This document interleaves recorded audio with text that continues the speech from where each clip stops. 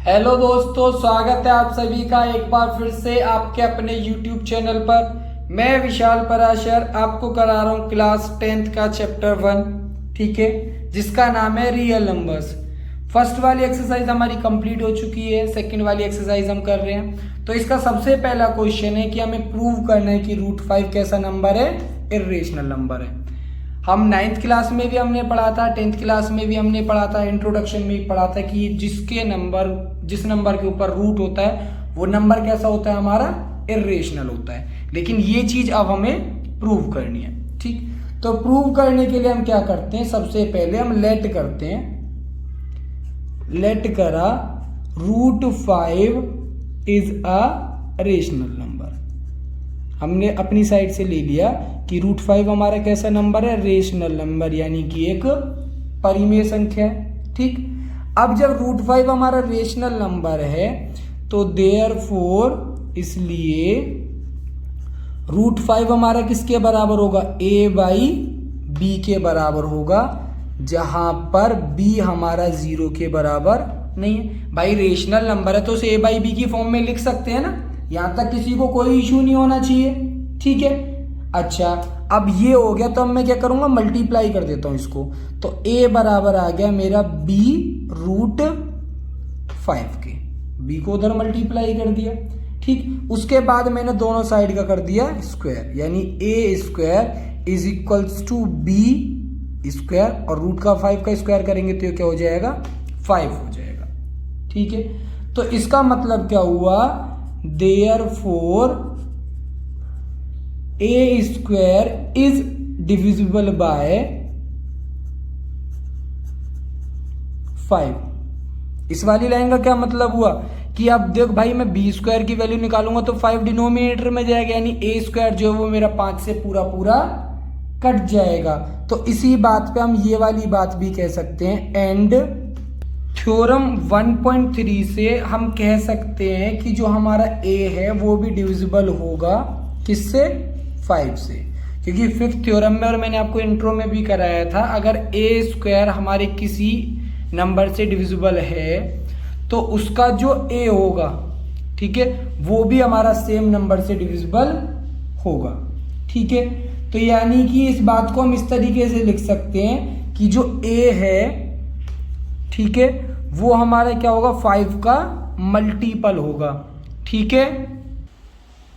a हमारा क्या होगा, a हमारा 5 का मल्टीपल होगा, ठीक है। यानी कि जो हमारा a का अगर मैं स्क्वायर करूं तो यानी कि 5k² जो होगा, ठीक है, इसका मैं क्या कर देता हूं, स्क्वायर कर देता हूं, ठीक है। इसको मैं ऐसे लिखूं या फिर आप ऐसे समझ सकते हो कि ये बराबर हो गया a² के, और a² मेरा किसके बराबर है, 5b² के बराबर है। तो यानी कि 25k² जो है वो बराबर होगा मेरा b² 5 के, ठीक है।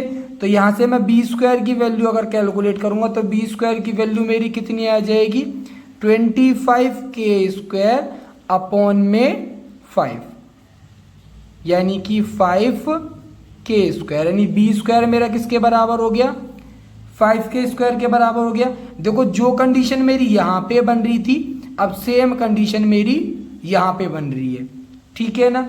तो अब मैं इसके लिए भी क्या लिखूंगा, दिस मीन्स दैट, इस बात का मतलब होता है कि, ठीक, b² जो है वो डिविजिबल है, यानी कि पूरा पूरा कट जाएगा किससे, 5 से, ठीक है। b² जो वो मेरा 5 से पूरा पूरा कट जाएगा। तो इसलिए जो मेरा 5 है, सॉरी, जो मेरा b है वो भी डिविजिबल होगा किससे, 5 से। भाई जब b² मेरा 5 से पूरा पूरा कट जा रहा है तो जो b है वो भी 5 से पूरा पूरा कट जाएगा, जैसा कि हमने ऊपर लिखा था सेम यहाँ पे, किससे, थ्योरम 3rd से, ठीक है। 3rd वाली थ्योरम के अकॉर्डिंग हम लोग चल रहे हैं यहाँ पे। तो अब इसका मतलब देखो यहाँ पे, अब a भी मेरा 5 से कट रहा है और b भी मेरा 5 से कट रहा है, यहाँ पे लिखा ना a is divisible by 5, b is divisible by 5। लेकिन रेशनल नंबर का रूल क्या होता है कि जो मेरे a और b होते हैं, ठीक है, उन दोनों का जो कॉमन फैक्टर होता है वो कितना होता है, 1 होता है, ठीक है। लेकिन अब क्या हो गया, तो यहां पे हम लिखेंगे, इस बात से समझ में आता है कि this implies that A and B, A और बी जो हैं, जो ये हैं, ये both have 5 as common factor. इन दोनों में 5 क्या हो जाएगा, हमारा कॉमन फैक्टर हो जाएगा। अब जबकि ए और बी का कॉमन फैक्टर हमें 5 मिल गया, तो इस बात से हमें पता चलता है कि ए एंड बी, ए और बी जो है आर नॉट को प्राइम। इसका मतलब है कि ए और बी क्या है, हमारे को प्राइम नहीं है। को प्राइम क्या होता है, को प्राइम हम ऐसे नंबर्स को कहते हैं, कौन से वालों को, जो हमारे नंबर्स के बीच में कोई भी कॉमन फैक्टर नहीं होता है। लेकिन ए और बी का कॉमन फैक्टर क्या है, अभी हमने कैलकुलेट किया 5 है। तो इस बात से साबित होता है कि हैंस √5 जो है कैन नॉट बी एक्सप्रेस्ड, उसको हम एक्सप्रेस नहीं कर सकते हैं एज p/q, यानी कि रेशनल की फॉर्म में। तो it can be said that, तो हम ये कह सकते हैं, क्या कह सकते हैं, दैट √5 इज इर्रेशनल। तो √5 क्या हो गया, हमारा इर्रेशनल हो जाएगा, ठीक है। तो ये वाला जो हमारा क्वेश्चन है, इस वाले क्वेश्चन को मैं वापस से आप लोगों को एक बारी फिर से समझा रहा हूँ, ध्यान से आप लोग समझ देना। हमें प्रूव करना है कि √5 हमारा इर्रेशनल है, ठीक है। तो इसके लिए हम क्या करेंगे, पहले √5 को हम लेट किया रेशनल। तो जो रेशनल होता है वो a/b की फॉर्म में आता है, लेकिन उसमें नीचे वाला यानी कि डिनोमिनेटर कभी भी 0 के बराबर नहीं होता है, ठीक। अब मैंने a की वैल्यू निकालने के लिए b को उधर साइड मल्टीप्लाई कर दिया और दोनों साइड का स्क्वायर कर दिया। तो a² बराबर आ गया b² 5 के। अब थ्योरम थर्ड में हमने पढ़ा था कि a² अगर किसी नंबर से डिवाइड होता है, मान लो मेरे को b² की वैल्यू निकालनी है, तो 5 से मैं इसको डिवाइड करूंगा। तो थ्योरम थर्ड कहती है हमारी कि अगर किसी नंबर का स्क्वायर किसी नंबर से डिवाइड होता है, तो वो जो नंबर है, एक्चुअल जो नंबर है यानी कि a, वो भी हमारा सेम नंबर से पूरा पूरा डिवाइड हो जाएगा। यानी कि a जो है वो हमारा मल्टीपल है किसका, 5 का, ठीक है। अब मैं क्या करता हूँ, दोनों साइड का स्क्वायर कर देता हूँ, जैसे यहाँ पे स्क्वायर किया था। तो यहाँ से मेरा b जो a² होगा वो बराबर हो जाएगा 5k² यानी 25k² के। अब a² मेरा b² 5 के बराबर है। सेम टाइप से मेरा a² की प्लेस पे मैंने क्या लिख दिया, b² 5 लिख दिया। तो यहाँ से मैं जब इसको कैलकुलेट करता हूँ तो b² की वैल्यू कितने के बराबर आ जाती है, 5k² के बराबर आ जाती है। यहाँ पे a² की वैल्यू b² 5 थी, यहाँ पे b² की वैल्यू 5k² है। तो इसका मतलब हुआ कि जैसे मैंने यहाँ पे करा था कि a² 5 से डिविजिबल है तो a भी डिविजिबल होगा, सेम टाइप से b² 5 से डिविजिबल है तो b भी 5 से डिविजिबल होगा। तो a और b दोनों का कॉमन फैक्टर क्या आ गया, 5 आ गया। अब a और b दोनों का कॉमन फैक्टर कितना है, 5 है। तो यानी ये दोनों कैसे को प्राइम नहीं होंगे, ठीक है। तो इसलिए हम √5 को p/q की फॉर्म में नहीं लिख सकते, यानी इसको हम रेशनलाइज नहीं कर सकते हैं। तो √5 हमारा क्या होगा, इर्रेशनल होगा। अभी जैसे हमने फर्स्ट वाला क्वेश्चन किया, सेम टाइप से हम सेकंड वाले क्वेश्चन को करेंगे। अभी हमें प्रूव करना है कि 3 + 2√5 हमारा क्या है, इर्रेशनल है।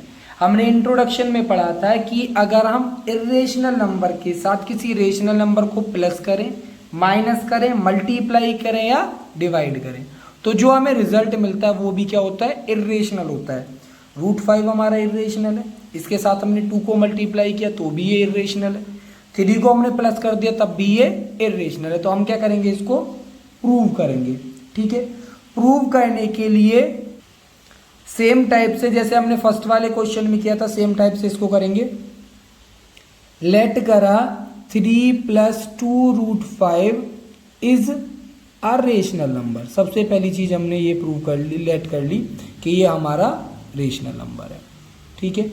अब रेशनल नंबर है तो उसको हम किसकी फॉर्म में लिख सकते हैं, ए बाई बी की फॉर्म में लिख सकते हैं, लेकिन कंडीशन क्या है, बी हमारा 0 के बराबर नहीं होना चाहिए। ठीक, अब जैसे मैंने वहाँ पे कैलकुलेट किया था सेम इधर 3 प्लस में दूसरी साइड माइनस में जाएगा, यानी कि 2√5 मेरा बराबर हो जाएगा ए बाई बी और -3 के। अब 2 इधर मल्टीप्लाई में तो दूसरी साइड डिवाइड में जाएगा, तो यानी कि 1/2 अपॉन में ए बाई बी और -3, ये मल्टीप्लाई में चला गया 2 डिवाइड में। ठीक है, तो यहाँ पे ए और बी जो है वो क्या है, हमारे इंटीजर है। ठीक है, अब जो √5 हमारा आया वो कितना आ गया, ए बाई बी -3 मल्टीप्लाई बाई 1/2। अब ये वाला जो पोर्शन है मेरा ये क्या है, रेशनल है। ठीक, सिंस ए और बी जो है वो हमारे क्या हैं, इंटीजर है, अभी हमने लेट किए थे। ठीक, तो 1/2 ए बाई बी और -3 जो है वो कैसा होगा, ये हमारा रेशनल होगा। ठीक है, यहां तक कोई दिक्कत नहीं आ रही है, नहीं आ रही है। ठीक है, लेकिन अभी अभी थोड़ी देर पहले हमने प्रूव किया था, लेकिन ये बात है, अब हम लिखेंगे दिस कॉन्ट्रडिक्ट्स, इस बात के लिए हम कहते हैं द फैक्ट दैट, अभी थोड़ी देर पहले हमने प्रूव किया था और ये फैक्ट भी है कि √5 कैसा है, इर्रेशनल है। √5 तो इर्रेशनल है, अभी हमने पिछले क्वेश्चन में प्रूव भी किया है। ठीक है, तो हैंस, तो इसलिए जो हमारा अजम्पशन था, जो हमने सोचा था, क्या सोचा था, हमने लेट किया था, our assumption that 3 + 2√5 is rational, हमने जो माना था कि 3 + 2√5 जो है वो रेशनल है, वो कैसा अजम्पशन हो गया हमारा, फॉल्स हो गया, हमारी बात जो थी वो गलत हो गई। तो इसलिए हम क्या कहेंगे, देयरफॉर 3 + 2√5 इज इर्रेशनल। ठीक है, इस वाले क्वेश्चन में भी सेम, पहले हमने लेट किया इसको रेशनल, फिर इसको हमने ए बाई बी की फॉर्म में लिया, वहां से हमने √5 की वैल्यू कैलकुलेट करी जो कि हमारा रेशनल नंबर है, लेकिन ये दोनों बराबर है। अब भाई देख, एक रेशनल दूसरे रेशनल के बराबर तो हो नहीं सकता है, नहीं हो सकता ना। तो यहाँ पे जो हमने अभी थोड़ी देर पहले भी प्रूव किया था कि √5 हमारा इर्रेशनल है, √5 हमारा इर्रेशनल है, तो इसकी जो अपोजिट साइड है वो भी इर्रेशनल होगी। तो हमारा जो अजम्पशन था कि ये रेशनल है, ये क्या हो जाएगा, फॉल्स हो जाएगा, और 3 + 2√5 क्या हो जाएगा, इर्रेशनल हो जाएगा।